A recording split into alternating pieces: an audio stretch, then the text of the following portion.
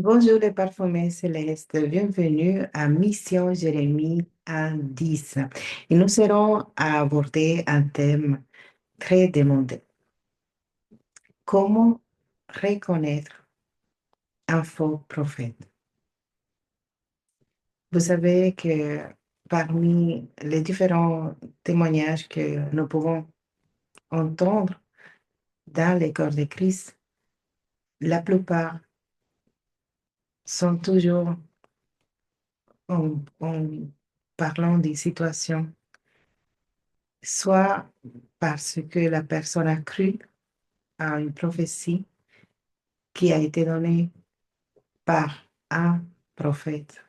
Et oui, vous m'avez bien entendu dire prophète, et je vais expliquer pourquoi j'appelle prophète à une personne qui donne une prophétie qui ne s'accomplit pas ou qui peut s'accomplir, parce que ce n'est pas justement cela qui fait qu'un prophète soit vrai au fond. Et nous allons approfondir par la parole, justement pour arracher tous ces fondements qui ont été donnés, basés sur des expériences et pas sur les fondements de la parole de Dieu. Également, tout enseignement qui n'est pas du tout biblique, sinon basé sur des manifestations, des émotions et également sur des choses qui ont été entendues et transmises ainsi fur et à mesure, jusqu'à amener la confusion. Mission Jérémie, justement, un de ses objectifs, c'est que le Seigneur nous a confié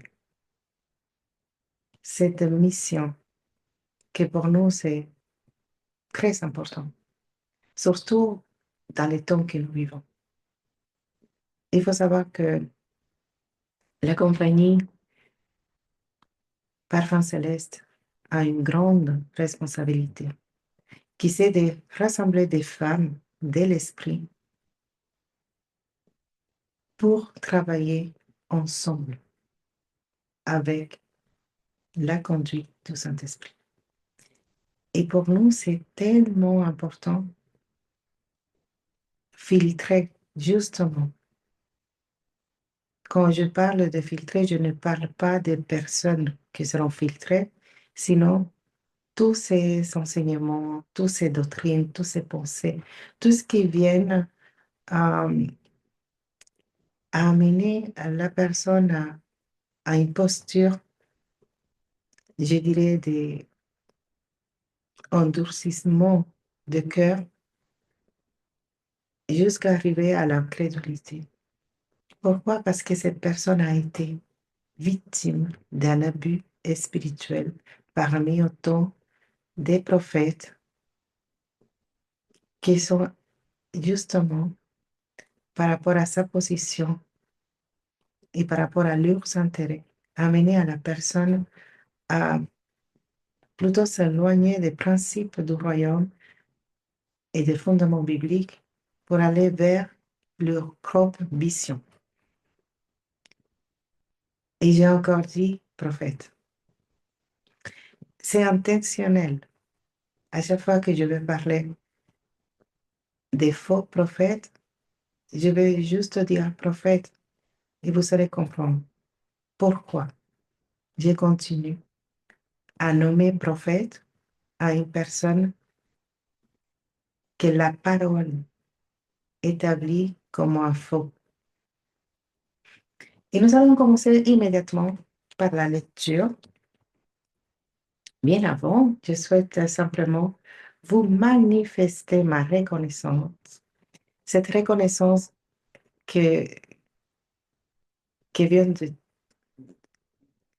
la profondeur de mon cœur, de bien profond. Pourquoi? Par rapport à tous vos messages, tous vos mails en demandant la continuité des missions Jérémie. Franchement, je suis très touchée de voir comment la grâce du Seigneur a pu toucher vos cœurs. Mais surtout, nous ne cherchons pas à vous impressionner comme vous le savez très bien, sinon à vous édifier par la parole de Dieu. Et je ne voulais pas du tout oublier de vous dire merci pour me manifester justement votre fidélité et vos témoignages qui vont m'aider à approfondir, à mener des sujets comme celui-là. C'est une réponse à justement une sollicitude.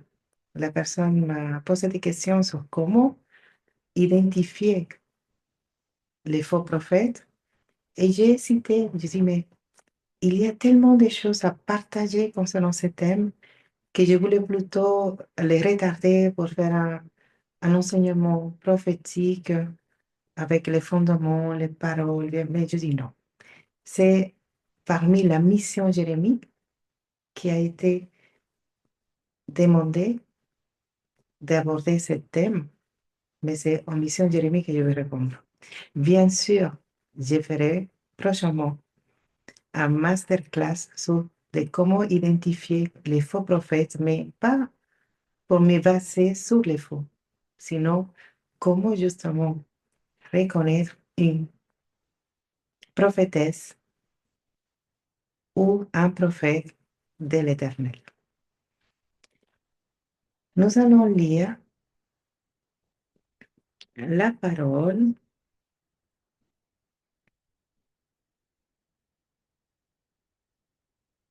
Pendant que je cherche les versets à partager, profitez pour faire et continuer à écrire et surtout à partager autour de vous, sans modération bien évidemment. Je souhaite commencer par Matthieu 24, verset 4. Les contextes, comme vous le savez, si vous avez déjà lu Matthieu 24, c'est que Jésus est en train de parler avec ses disciples concernant la fin du temps. Il profitait justement d'un moment où il passait par la cour du temple, disant, ce temple sera détruit. Et, euh, et quand il est arrivé justement sur le mont des Oliviers, les disciples disent, mais comment nous, nous saurons que ce temps est arrivé? Comment savoir? Comment discerner le temps? Et la réponse que Jésus les a donnée suite à ce questionnement de la part de ses disciples, qu'ils s'étaient surtout fixés sur comment ça fait que le temple sera détruit. Quand est-ce que se produira-t-il ces événements? Et le Seigneur le dit, le verset 4. Faites bien attention que personne ne vous induise en erreur.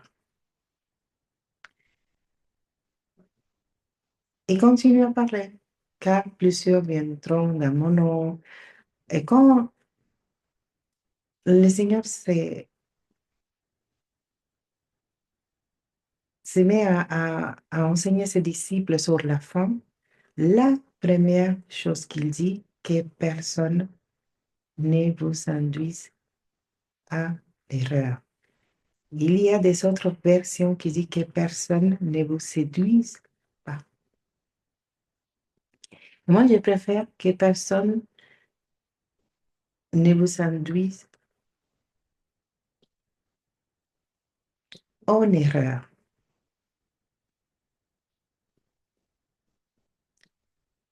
Et en parlant justement de cela, nous allons identifier quel type de personnes? Quelles sont justement ces personnes que Jésus nous dit, attention. Et pour cela, nous sommes à Matthieu 7, à partir du verset 15. Gardez-vous des faux prophètes. Ils viennent à vous en vêtements de brebis. Il y a parmi les autres versions qui dit déguisés ou avec un déguisement. Mais au-dedans, ce sont des loups ravisseurs. Vous les reconnaîtrez à leur fruit. C'est comme si il fait cette mise en garde, mais il donne autant la réponse à cette mise en garde. Si vous savez bien écouter, il fait la mise en garde. Attention. Il faut faire beaucoup, beaucoup d'attention. Matthieu 24, 4, il faut faire attention. Mise en garde. Que personne ne vous induise en erreur. Matthieu 7, attention encore une fois. Gardez-vous. Protégez-vous. Il faut discerner. Il commence à décrire. Ils vont ressembler à des frères, à des sœurs. Ils vont chanter au Seigneur comme nous. Ils vont prier comme nous. Ils vont parler comme nous. C'est ça un déguisement. Un déguisement, c'est faire semblant d'être quelqu'un qui n'est pas. Et pour faire semblant, il faut être semblable en faisant les mêmes choses, avoir les mêmes centres d'intérêt, les mêmes comportements. Alors, si cette personne va venir se déguiser comme brebis, c'est vous qui vont venir. Où nous allons les trouver? Au milieu de nous, dans nos églises, dans nos réunions, dans nos communautés. C'est pour ça que je dis, ils vont chanter comme nous, danser. Quand je parle de danser, évidemment, je parle d'adorer Dieu en esprit et en vérité, par des louanges, par l'adoration prophétique, avec les bannières. Je parle de ces danses prophétiques, en esprit et en vérité. Ils vont prier, ils vont avoir un comportement comme semblable à celui d'un véritable frère. Comment? Comment alors il donne la réponse? Comment discerner? Comment savoir? Comment le reconnaître? Il dit, vous les reconnaîtrez à leurs fruits. Il est en train de dire, ne regardez pas comment ils parlent. Parce qu'il y a beaucoup de personnes qui ont un langage spirituel, qui parlent de manière que c'est difficile de penser ou d'imaginer que ces personnes dedans, c'est ça qui dit la parole, au dedans, dedans. Nous parlons là de cœur, c'est des loups ravisseurs. Je vais aller à arracher certainement des doctrines qui sont amenées à croire qu'on peut s'habiller comme chrétien. Surtout dans ces milieux conservateurs traditionnels classiques, que tout est fixé sur qu'est-ce que nous pouvons montrer par rapport à la posture. Je ne dis pas que nous ne devons pas faire attention, non. Nous devons, autant surtout que femmes, faire encore plus d'attention de la manière qu'on s'habille, de la manière qu'on se comporte, de la manière qu'on se présente, de la manière que nous sommes en train d'amener notre vie spirituelle. Mais je parle de cette doctrine qui te fait penser que être en Christ ou avoir une vie spirituelle ou être dans l'esprit s'agit d'un comportement, d'une façon de s'habiller, d'une façon de se coiffer, de porter ou pas certains vêtements. Non. Si vous aurez à être rassuré en pensant cela, permettez-moi de vous dire, gardez-vous. Ne soyez pas focalisé sur les choses qui ressemblent. Il n'y a pas un autre moyen de savoir si la personne qui correspond au profil qui a été établi par une doctrine, une dénomination, ou même une vision. Et il y a parmi des, des communautés, des assemblées qui sont leur propre vision, qui peut tolérer ou pas certaines choses ou avoir des exceptions. C'est pas ça qui va te faire reconnaître. La parole nous dit, vous les reconnaîtrez à leurs fruits. Et un fruit, il ne peut pas se montrer justement avec une façon de s'habiller, avec une façon de parler. Si nous lisons 1 Jean 4,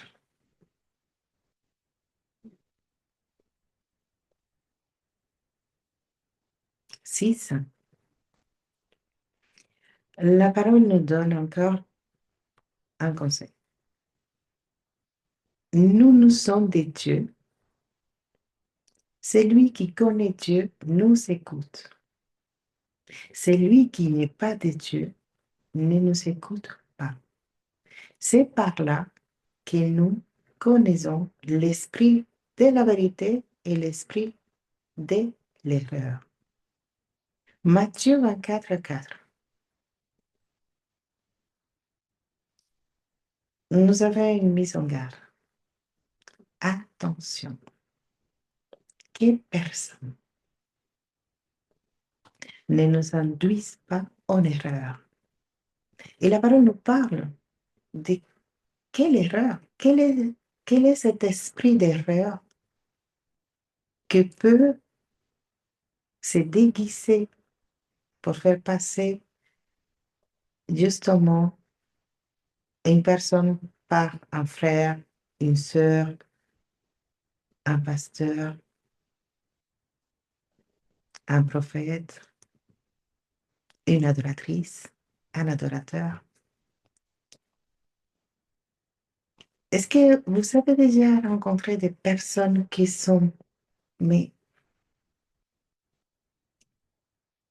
une bénédiction au moment que c'est à eux de transmettre de la part du Seigneur, qu'elles sortent du fil, te donnent les meilleurs conseils, sont toujours là, mais au moment que c'est à eux d'écouter, ils sont du mal, ils n'arrivent pas. Ils font une sorte qu'ils t'écoutent, mais tu sais qu'ils ne t'écoutent pas. Ils sont du mal. Et ce type de personnes, ils connaissent tout, ils savent tout. Le Seigneur l'a déjà parlé, ils sont du mal à écouter. Je vous donne des indices. Et vous pouvez se poser la question de, mais comment c'est possible que eux peuvent parler de la part du Seigneur et qu'au moment qu'on va aborder parfois les mêmes sujets de la même manière, on répond à leur exhortation, au message, au conseil, eux sont du mal à...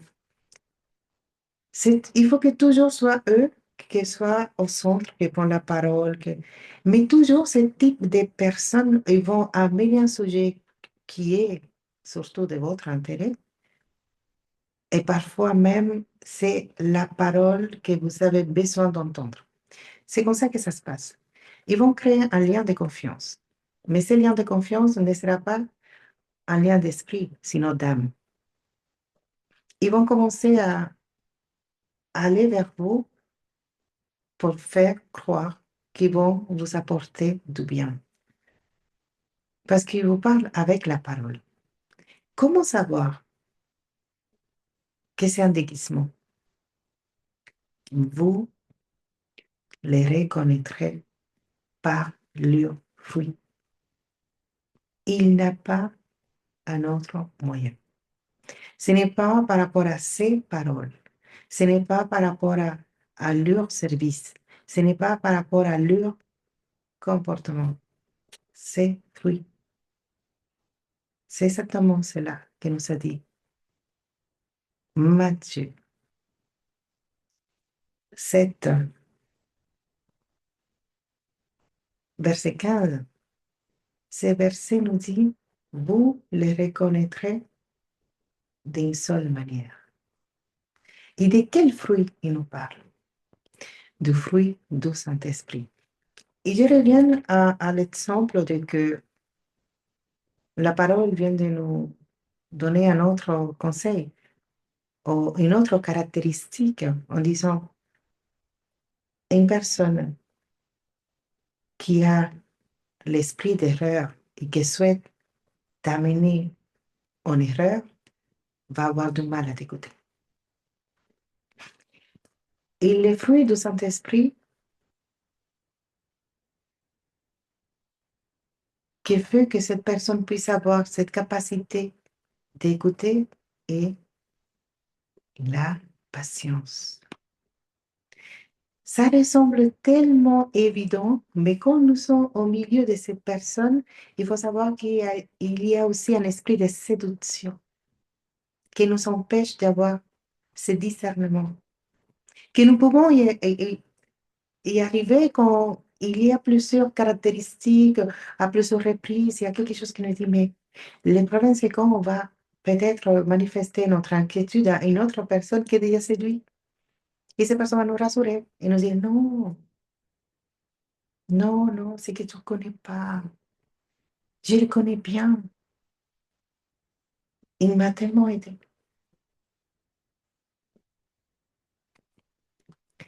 Alors, comment savoir alors? Comment savoir? Gardez-vous des faux prophètes. Comment savoir? Savez-vous que une personne qui s'est dit prophète peut prophétiser au nom du Seigneur et les paroles peuvent s'accomplir? Savez-vous que ce n'est pas parce que la personne qui s'est autoproclamée prophète peut prophétiser une vérité? Pourquoi? Parce que ce n'est pas le fait de prophétiser en parlant des messages que la personne est en train de transmettre qui fait que ce soit faux. Je suis en train d'arracher, de renverser des pensées, des raisonnements, des fondements. Gardez-vous des faux prophètes, nous dit la parole. Matthieu 7, à partir du verset 15. Lisez jusqu'au 20, ça va vous aider. Gardez-vous, parce qu'ils sont au milieu de nous. Ils nous ressemblent. Et encore, c'est difficile quand justement ces faux prophètes a donné une parole qui s'est accomplie. Dans la parole, nous trouvons ces mêmes situations. Je ne vais pas rentrer dans la lecture, mais je vais vous donner des exemples. Vous saurez immédiatement de qui justement il s'agit. Du prophète Balaam. La parole dit prophète Balaam. Jusqu'au quand En Apocalypse, il dit, j'ai contre toi que tu as la doctrine des Balaam. Et cet prophète Balaam, dans les livres de Nombre, justement, il a prophétisé et toutes ses paroles se sont accomplies. Alors, comment c'est possible? Comment concevoir qu'un faux prophète puisse prophétiser des paroles qui s'accomplissent? Comme nous venons justement de vous dire. La différence entre un faux et un vrai, nous n'allons pas la trouver en regardant les messages, les paroles. Vous savez pourquoi? Parce qu'un vrai peut se tromper, ou le Seigneur peut faire autrement, parce qu'il est souverain et toujours rester vrai. D'ailleurs, quand nous lisons 1 Roi chapitre 19 et toute l'histoire du prophète Élie, à chaque fois que vous allez lire les prophètes de Jézabel, c'est pas marqué les faux prophètes. Les 400 prophètes de Jézabel et les 450 prophètes de Astaré. Prophète, c'est marqué. Balaam, il avait les cieux spirituels ouverts également. Il a même vu l'ange de l'Éternel. Il a même écouté l'Éternel quand il a parlé. On continue à arracher. Un faux prophète, ce n'est pas quelqu'un qui ne peut pas écouter, ou qui n'a pas le discernement, ou qui n'a pas les yeux spirituels ouverts.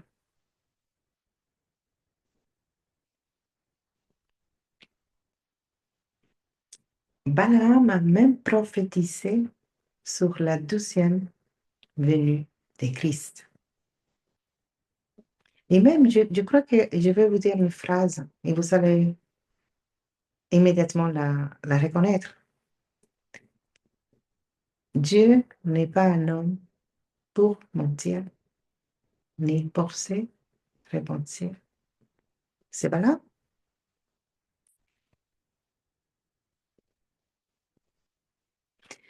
Et nous voyons comment Balaam, qui est prophète, est devenu un faux prophète. Et je crois qu'il a toujours été un faux prophète, mais il est devenu évident au moment qu'il a continué à justement manifester son cœur. C'est là que nous allons trouver la 12e caractéristique qui va nous aider à reconnaître un faux. Nous avons dit par leurs fruits, en parlant du fruit du Saint-Esprit, et maintenant leur cœur. La parole nous dit en Matthieu 7 que dedans, ils ont comme des loups ravisseurs dedans, en parlant de l'intention du cœur. L'intention du cœur, l'état du cœur, c'est qui va nous donner justement l'évidence que c'est un faux prophète, pas ses paroles. D'ailleurs, les personnes qui se autoproclament sont une certaine euh, manière d'amener leur sujet. Il faut savoir que il y a des sources de divination qui peuvent aussi être utilisées par les faux prophètes pour bien amener leur discours. Une personne qui dit une vérité peut être une personne qui n'est pas conforme au cœur du Père. Pourquoi? Par rapport à l'intention de son cœur. Quelle est l'intention au moment que la personne, en disant une vérité, nous le voyons bien quand l'apôtre Paul, en acte 16, en arrivant à Éphèse,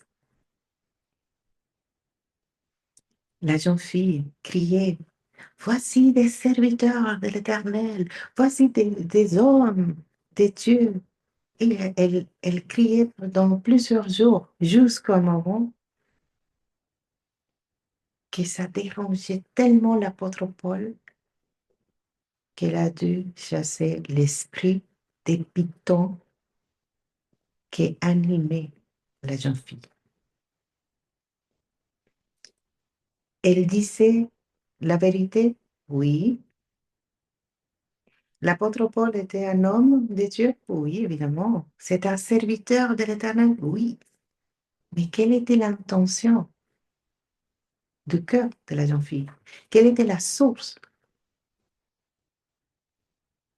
qu'elle a amenée à manifester cette vérité, à proclamer cette vérité? Une vérité, mais une mauvaise source.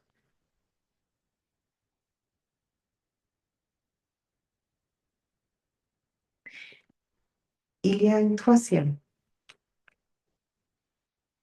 caractéristique qui n'est pas tout à fait évidente.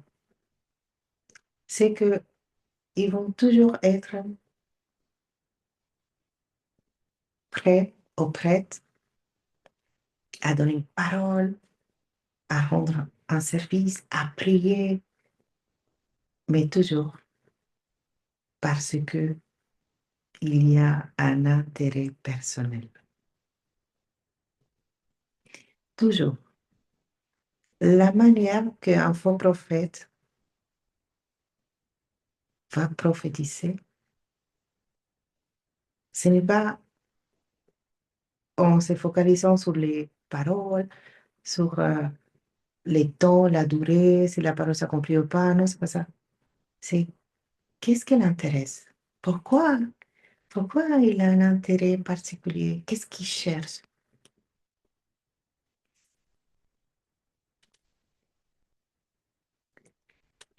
Et je vais relire justement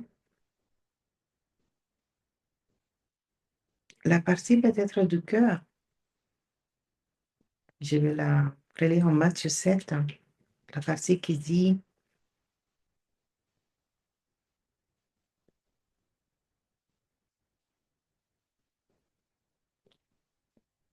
d'ailleurs, il répète dans le verset 20, c'est donc le fruit que vous le reconnaîtrez. Et il dit dans le verset 15, il le répète dans le verset 20. Ça veut dire que quand Dieu parle deux fois, c'est parce qu'il faut faire beaucoup d'attention. Alors, il dit, le verset 15, gardez-vous des faux prophètes, ils viennent à vous en vêtements de brebis, mais au-dedans, ce sont des loups ravisseurs, dit-on. L'intention du cœur, l'esprit qui anime, la source de ces paroles. Et vous pouvez dire, mais comment c'est possible si ils nous ont donné une parole et c'était la parole de Dieu là? Avec quoi l'ennemi est venu attaquer notre Seigneur Jésus-Christ au dessert? Avec la parole. Avec quoi l'ennemi a séduit à Ève? Avec la parole. avec une vérité.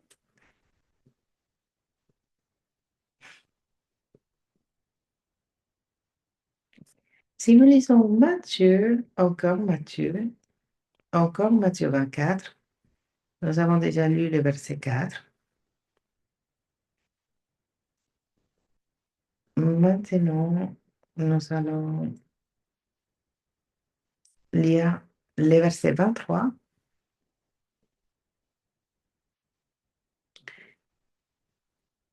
jusqu'au 25, qui dit, si quelqu'un vous dit alors, le Messie est ici, ou il est là, ne les croyez pas. Des faux messies surgiront ainsi que des faux prophètes. Ils produiront des signes extraordinaires et des prodiges au point de tromper même, si c'était possible, ceux que Dieu a choisis. Voilà, je vous ai prévenu. Alors, il fait encore une mise en garde. Il rajoute pas simplement les faux prophètes, il dit les faux oins, les personnes qui se autoproclament oins. Je suis oint, le Seigneur m'a oint. Écoutez, simplement, pour mieux discerner, avant de tomber dans les pièges, que ça s'agit d'un faux oint, si une personne vous dit, le Seigneur m'a oint, oui, c'est possible, mais pour être oint et fonctionner ou exercer depuis un bureau ministériel ou dans le corps de Christ, il faut que cette loi soit reconnue dans le corps de Christ et rattachée au corps de Christ. Pourquoi je vous dis cela? Parce qu'on entend beaucoup de moi qui sont solidaires. Ils sont jamais compris. Ils sont jamais acceptés. Ils sont jamais reconnus. Ces moi ne sont pas conformes à la parole. Ils sont peut-être moi, comme l'étaient les rois Saül, mais la présence du Seigneur n'est pas parmi eux. Parce que Dieu est un Dieu d'ordre. Peut-être cette même personne a été à un moment donné loin et manifesté les choses conformément à l'Esprit de Dieu. C'est par le Saint-Esprit qui t'a amené à faire des prodiges, des miracles. Mais au moment que la personne est en conflit avec le corps de Christ, au moment que la personne est en solitaire, vous ne pouvez pas recevoir de leur part. Pourquoi? Parce que cette personne n'est pas conformément à la parole. Il va vous amener à un esprit d'erreur. Surtout, c'est évident que c'est la rébellion qui anime la personne. Une personne qui n'est pas capable de se soumettre aux autorités ne peut pas être soumise à Dieu. Parce que la parole dit, si vous ne pouvez pas se soumettre aux autorités que vous voyez, encore moins à moi que vous ne me voyez pas. C'est la parole. Je suis vraiment désolée si je suis en train peut-être de vous perturber, mais c'est la parole. Et je ne suis pas en train de dire que la personne n'a pas la foi, que la personne n'est pas un serviteur de l'Éternel, que la personne... C'est juste que la personne n'est pas en ordre. Et que si sa vie n'est pas en ordre, je ne peux pas recevoir de la part de cette personne. Pourquoi? Parce que je veux recevoir exactement la même... Tout ce que la personne a, je vais le recevoir également.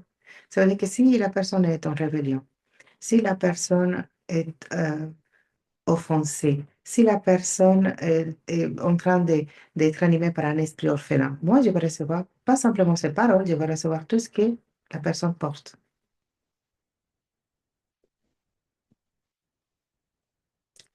Malgré que la personne manifeste des prodiges, des miracles, prophétise, annonce, les dons sont irrévocables. Les dons, c'est des cadeaux.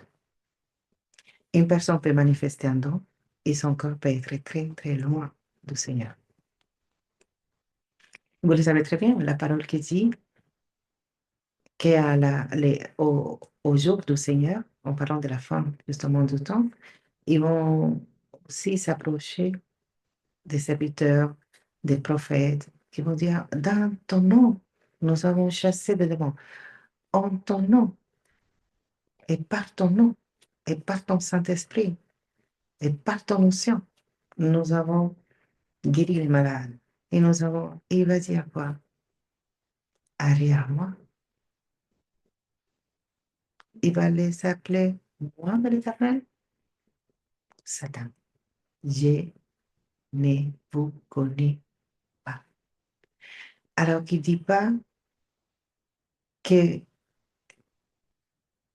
que tu peux justement continuer à manifester les dons, apporter l'onction et à faire tout ce qu'il va avoir même un résultat. Et je vais vous dire, encore, je vais continuer cette fois-ci à détruire. Je sais que nous sommes beaucoup influencés par la culture du résultat. C'est triste que ça nous parle encore plus, les résultats, que les fruits. Et que nous serons plutôt convaincus par rapport à la manifestation que par rapport à la communion et l'intimité. Et comment on peut savoir qu'une personne est en communion et en intimité? Parce que n'importe qui peut manifester. Mais ce n'est pas n'importe qui va apporter la présence de Dieu. Et la communion et l'intimité amènent la présence de Dieu. La personne qui est en communion, qui a l'intimité, c'est évident par rapport à la présence de Dieu qui se manifeste dans la personne et à travers la personne. Tout en continuant à manifester des dons, des miracles, le Seigneur l'a dit, excusez-moi, je crois bien que ces personnes sont guéries, car à plusieurs reprises, en imaginant le Seigneur Jésus qui parle, moi-même, j'étais amenée à les guérir, et de dire, c'est ta foi qui t'a guéri. C'est par ta foi que tu as été guéri. Mais je ne connaissais pas ces personnes. J'ai justement les rencontrées parce que par rapport à leurs besoins et leur foi, j'étais la source. Mais je ne parle pas de ça pour venir souper avec moi. Je parle que nous devons avoir une intimité, nous devons avoir une relation.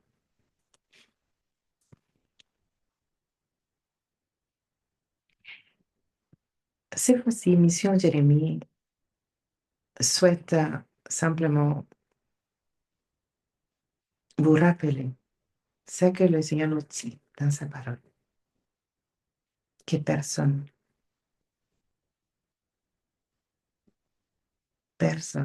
vous induise en erreur. Gardez-vous,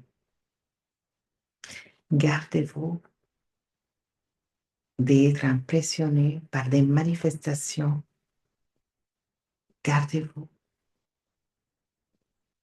d'être convaincu parce que la personne vous donne exactement la parole qu'il fallait. Gardez-vous par rapport aux apparences. Il faut que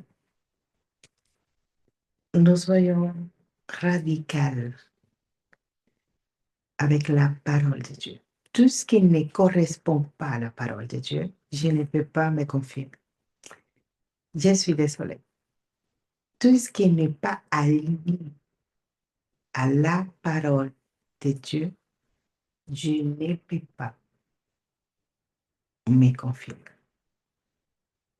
Et encore, je vais mais bien faire attention par rapport à certains comportements, mais surtout, je vais être en observation par rapport aux fruits. Mais ce qui se passe, c'est que parfois, il y a des personnes qui ne sont pas tout à fait le temps de rentrer dans cette attention, mise en garde. Ils sont déjà en train de dire Amen, Amen, Amen, par rapport à leurs besoins, par rapport. Et ces personnes ne le font pas exprès. Et ces personnes aiment tellement la parole de Dieu. Ces personnes désirent énormément écouter de la part du Seigneur. Et c'est pour cela que leurs propres besoins les amènent vers ce type de personnes. Et je vous dis que si vous placez votre confiance en Dieu plutôt que dans les hommes, vous aurez à être regardé. Pourquoi? Parce que en déposant votre espérance en celui-là que peut produire en vous le vouloir comme le faire, qui peut même manifester sa gloire et peut faire de l'impossible possible, vous serez gardé. Qui pourra vous impressionner si vous savez cette relation, cette intimité, cette communion? Comment savoir que quelque chose est faux? Comment savoir que quelqu'un est faux? Si vous connaissez tout ce qui est véritable. Je n'ai pas besoin de me focaliser. D'ailleurs, je n'aime pas trop parler des faux prophètes. J'ai fait un effort parce que je réponds à une demande. Parce que c'est la manière que le Seigneur m'a amené à répondre. Parce que je me suis dit, je peux répondre par mail, mais peut-être il y a plusieurs personnes qui ont la même question. Alors comme ça, je vais aider à plusieurs femmes. Mais j'ai l'impression que je perds mon temps. Je préfère parler de mon Dieu, de mon Seigneur, de son Saint-Esprit, de sa parole, de ses promesses, de tout ce qu'il peut nous donner, de tout ce qu'il peut nous enseigner, de tout ce qu'il a préparé pour nous. Plus vous connaissez la parole du Seigneur, plus vous connaissez son Saint-Esprit, plus vous avez une relation avec lui, plus vous serez protégé et gardé. C'est le conseil que je vous donne de tout mon cœur. Focalisez-vous dans votre relation avec le Saint-Esprit. Soyez dépendant du Père et vous aurez à reconnaître sans besoin d'avoir en compte tout ça. Vous aurez, si vous connaissez l'odeur, le parfum de Christ, vous saurez tout de suite reconnaître l'odeur qui justement n'a rien à voir avec celui-là qui dégage notre Seigneur Jésus-Christ. Focalisez-vous sur tout ce qui est véritable et vous n'aurez même pas besoin de se poser la question. Vous saurez immédiatement.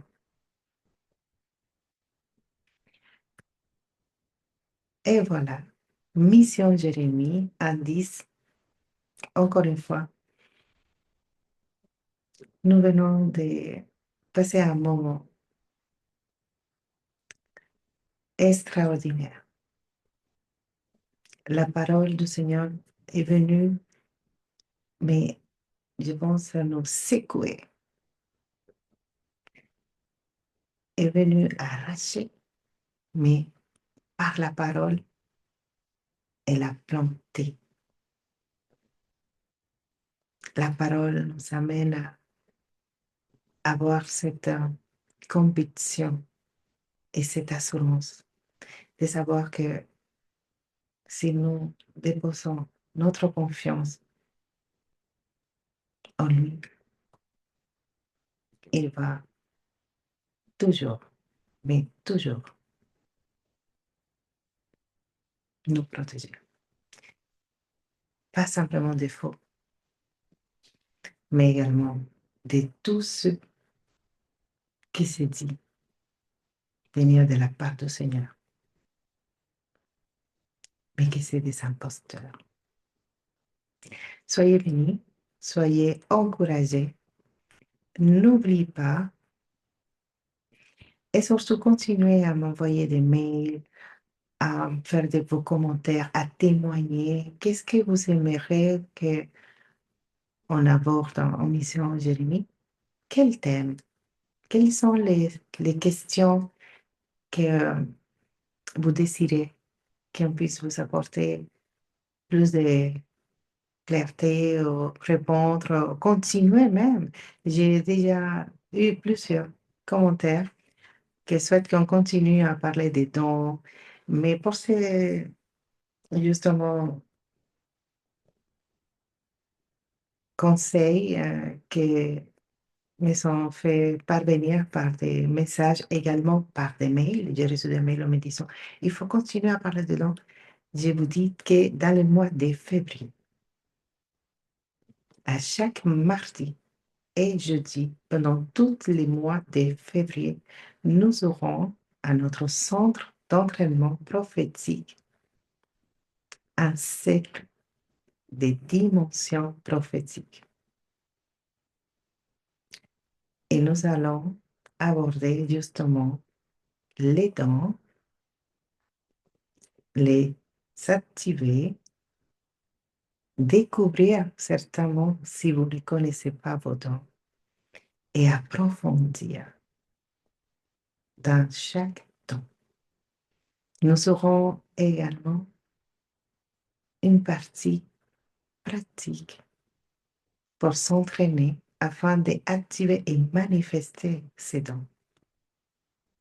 Si vous souhaitez recevoir plus d'informations concernant notre cycle des dimensions prophétiques spéciales, dont activation, entraînement, il faut nous écrire à cep.parfumceleste@gmail.com.